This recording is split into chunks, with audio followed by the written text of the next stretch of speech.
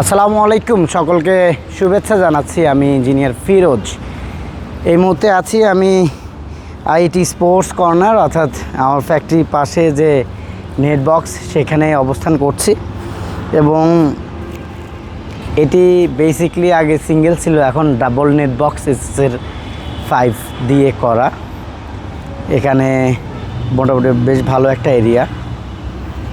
বলে রাখছি, এখানে দুটি পিচ করা হয়েছে।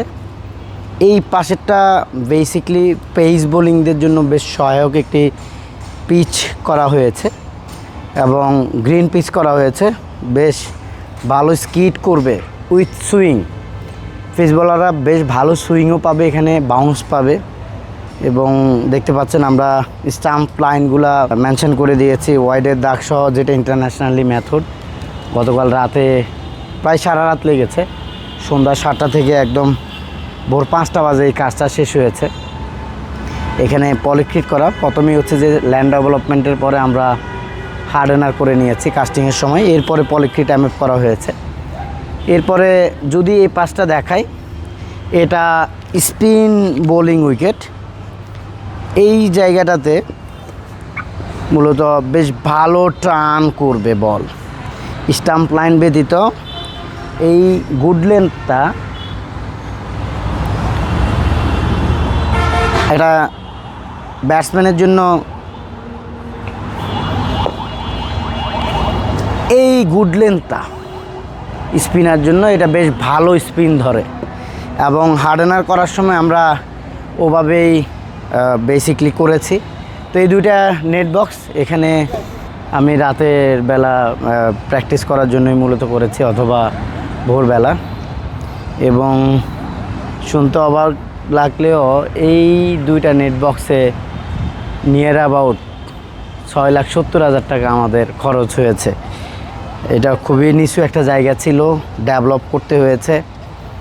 দেন হচ্ছে যে কাস্টিং করেছি আমরা প্রায় 3.25 ইঞ্চির মতো। কাস্টিংয়ের পরে হার্ডেনার করেছি, লেবেলিং করেছি, পলিক্রিট করেছি। দেন হচ্ছে যে ইপক্সি আইলস মার্কিং করেছি এই ইন্টারন্যাশনাল মেথড অনুযায়ী। তারপরে এসএসএর নেট বক্স এবং নেট সহ এবং লাইটিং রয়েছে। সব মিলে এই খরচটা হয়েছে। এবং মজার ব্যাপার হচ্ছে, যেহেতু এটি ইন্ডাস্ট্রিয়াল এরিয়ায়, এই জায়গাটা আইটির না, এটা ভাড়া নিয়েছে প্রতি মাসে নিয়ার অ্যাবাউট 20,000 টাকার মতো, শুধু এই জায়গাটা, খালি জায়গাটার ভাড়া। তো এটা শুনতে অনেক বড় অঙ্কের অ্যামাউন্ট। তারপরও এই যে মেন্টাল রিফ্রেশমেন্ট, আপনি জানেন একটা ইন্ডাস্ট্রি চালানোর জন্য কিন্তু প্রচুর মেন্টালি স্ট্রং থাকতে হয়। তো আমার এই আনন্দের জায়গা ক্রিকেট, যেহেতু খেলতেছি অনেক জায়গায়, সো ভালো খেলাটাও একটা বড় ব্যাপার। আপনি যদি মাঠে নামেন এবং খারাপ খেলেন, তাহলে এটা খুবই আনফরচুনেট এবং খারাপ ব্যাপার।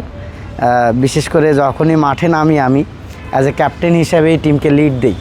তো এই ক্যাপ্টেন হিসেবে লিড দেওয়ার জন্য ক্যাপ্টেনকে আসলে শুধু ফিল্ডিং করলে হয় না, ক্যাপ্টেনকে ব্যাটিং করতে হয়, বোলিং করতে হয়, ফিল্ডিং করতে হয়, দলকে সামনে থেকে নেতৃত্ব দিতে হয় বেসিকলি।